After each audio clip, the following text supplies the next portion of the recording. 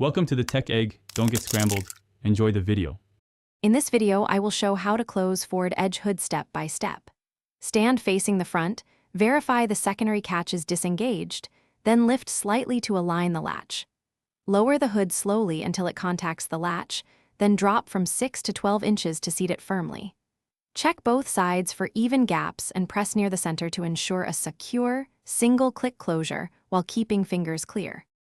In this video, I will show how to close forward edge hood step by step. Check the hood gaps visually and feel for uneven spots with gentle pressure.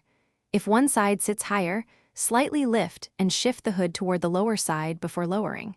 Make small adjustments and recheck gaps until they match. Take your time to avoid misalignment that can cause rattles or damage to the latch and seals. In this video, I will show how to close forward edge hood step by step. If you found this useful, please subscribe and like. It really helps the channel. Quick recommendation. I use leak-proof meal prep containers that save cleanup time and keep tools organized during car work. Check the description for the link and other deals.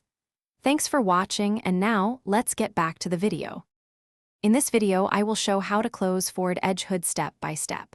Reach under and confirm the latch is free of debris and moves smoothly. Lower the hood from about 8 inches and let it snap into the primary latch, then visually confirm the latch is fully engaged.